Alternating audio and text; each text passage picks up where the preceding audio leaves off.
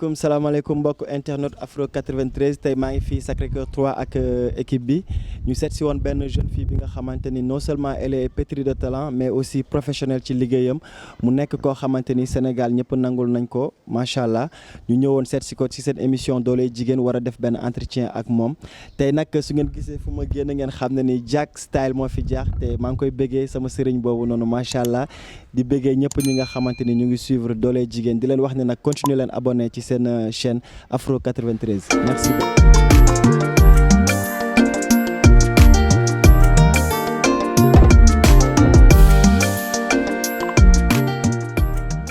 mbokku internet Afro 93 comme niñ leen ko waxee woon tout à l'heure dañ ñëw seet si benn ndaanaan bu nga xamante ni macha allah talaam kenn dootu ko werante mu nekk une jeune fille bi nga xamante ni comme li ma leen di wax rek activité artistique am yëpp professionnelle mu nekk soxna Abiba ñu ngi lay ziar. Voilà maa ngi leen di nuyu téléspectateurs yi ñu seetaan c'est Abiba artiste chanteuse donc voilà tey maa ngi kontaan bu baax ci dalal bi ngeen ma dalal. Abiba kontaan nañ trop ci dalal bi ñu la dalal tey mais Abiba et la musique question d'amour la wala accident la. Histoire d'amour la boo xam ne accidentellement laa ci teel a dugg xëy na teel a dugg bi mooy accident bi mais ça a toujours été une passion pour moi voilà. D'accord tey bu ñu xoolee sa parcours gudd na guddul macha allah yan événement moo la gën a marqué en tant que jeune fille. Événement majeur peut-être dinaa ne première fois bi ma remplir ici Plaza parce que je m'y attendais vraiment pas et dama ci sonnoon trop et c'était vraiment mon premier big concert comme on peut dire daal xam nga ku nekk ak li ngay sago. Live la voilà oui c'était en live et c'était le 3 août. Aussi Plaza et tout c'était magnifique rempli donc j'étais vraiment heureuse et daf ma yokk jom yokk ma courage ak motivation voilà depuis lors je vise très très haut voilà pour man première étape la woon rek boo xam ne je me le devais bien voilà. Tey suñu xoolee musique sénégalaise bi bëri na ay coow par-ci par-ça et tout lan nga jàpp ne tey fekkee am na mooy problème yi ak problème yi lan nga jàpp ne tey moo war a mën a nekk solution yi en tant que artiste. Musique sénégalaise. Ku nekk ngi béy waaram daal en tout cas gis naa gars yi ñoom ñëpp ñu ngi góorgóorlu et vraiment macha allah parce que génération yi fii yi xëy na yi jiitu suñu génération ñu ngi ñu wan yoon ñi ci topp tamit ñu ngi topp yoon bi di ñu wan ñun ñi yoon donc mën naa ne ñun ñooy actuellement dernière génération musiciens yi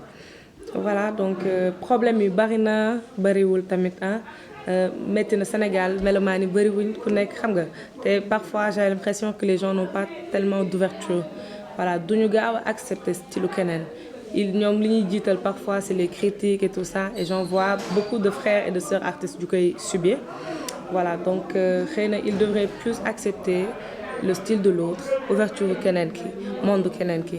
ku bëggul ku ko sentirul ok toogal sa coin bul critiquer bul wax lu ñaaw parce que nit ki doo ko jëmale kanam en fait da nga koy delloo ginnaaw tu le rabaisses tout le temps et ça c'est pas bien parce que ñun ñëpp ay jeunes lañ te ku ci nekk da ngay jéem a góorgóorlu rek dans ta vie ak tamit problème mu vente d'album yi ici c'est compliqué piratage bi bëri na en tout cas il y a tellement de failles mais voilà gars yi ñu ngi commencer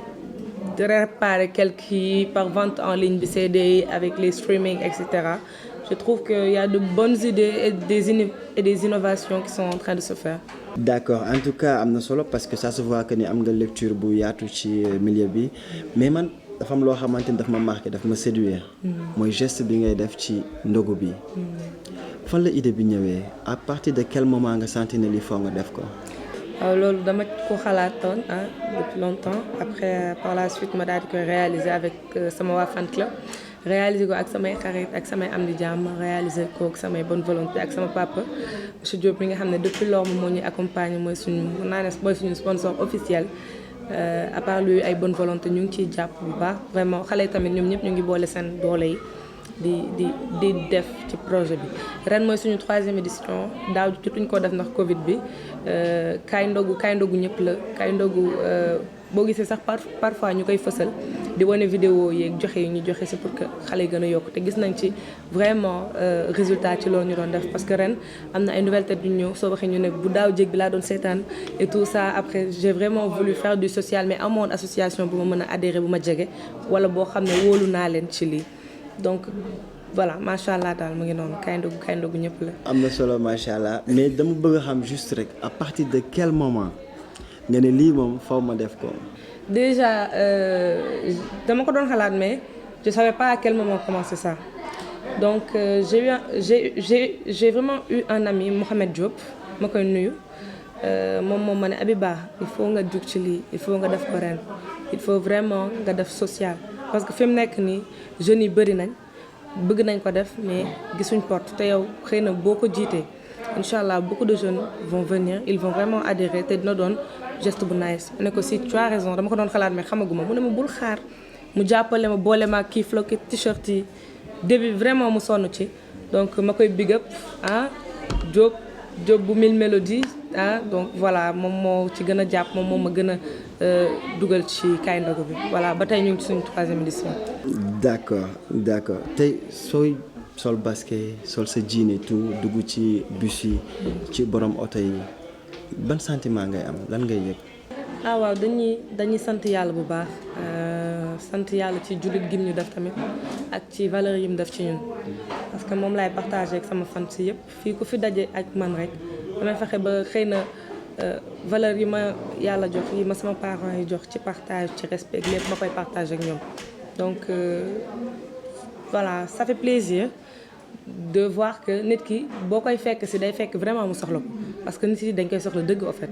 voilà parce que à 5 minutes de la rupture ñu bëri mu fekk leen seeni oto boo leen joxee direct dañ lay ñaanal direct dañ lay xool ne la merci beaucoup donc soxla nañ ko te ñun loolooy objectif bi de base ku mu fekk ci tali bi heure dog de base loolu mooy objectif bi mais xam nga rek def lu baax moom da nga koy yaatal rek après par la suite la ci daara yi dugg pouponnière yi dugg ci néew di doole bu ñu romb tamit ci mbedd bi ñu jox la ci voilà ñëpp a ci xaj finalement mais de base c'était heure dog ku mu fekk ci tali bi ñu gis na yow mii kat heure bi jot na te dogogoo ñu jox la loo dogo. waaw macha allah tey suñu xoolee en tant que jeune fille adduna bi ni mu demee c'est pas confortable ñëpp xam nañ loolu mais chaque jour rek yow yaa ngi jóg yaa ngi nekk ci tool yi lan moo lay motiver.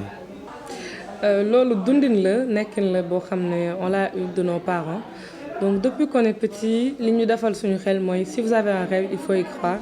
et ça jusqu'au bout bu benn événement wala distraction tax ba ngeen changer seen ligne de mire donc man saa yu ma xëyee au fait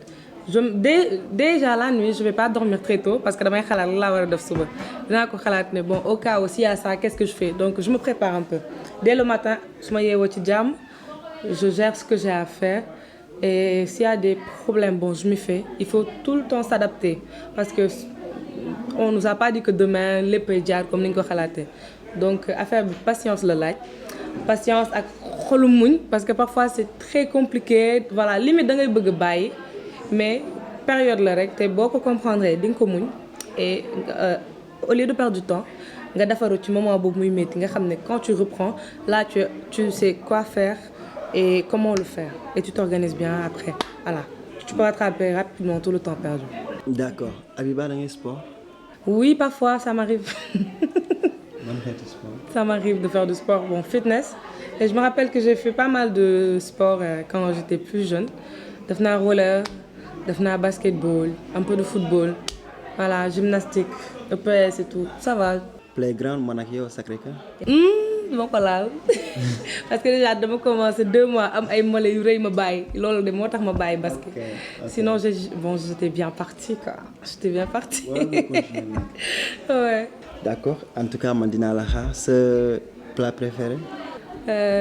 Yaa sa ginaar j'aime bien tout ce qui est ginaar poulet man affaire yooyu j'aime bien. wàllum ginaar moom je suis fan. suñu yëf la waaw bienvenue au club. Macha Allah. I got you. Give me 5. Yes. dañ lay bàyyi rek nga togg ko après nga invité ci ku la neex. ñànkatang bi sauce bi ginaar bi ci. Parce que sinon quand tu détailles ça va tirer en longueur quoi. Mais bon tout le monde ñëpp xam nañ ni ñuy defaree ñànkatang pas la peine d'expliquer quand même. mais jigéen ñi mënul togg ñànkatang. Really? Man moom j'avoue que man maay suñu caatu kër bi jigéen ñi di togg maa ngi réewantu ci aile bi sama yaay di ma protéger sama papa di ma protéger bàyyi leen ko mu toog donc man moom xëy na dama yéex a mën togg te ba tey maa ngi jàng yenn plat yi voilà surtout ak courir lépp si c'est compliqué mais li ma bëgg mën moom dama koy mën. c'est sûr que soo toggee te bii génnu ci. du nekk rendez-vous yaa si ginaar bii ba sànni ci sama laurier ca soos ba dama koy liggéey nice.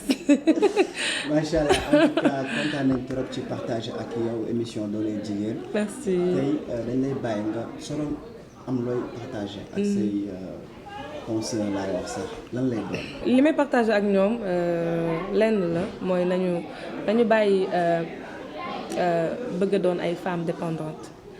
parce que bu ñu xoolee suñu yaay yëpp lépp lu ñuy wax ñun jigéen ñi en tout cas man sama yaay ak vraiment beaucoup d'autres mamans yu ma xam loolu nañu wax seeni doom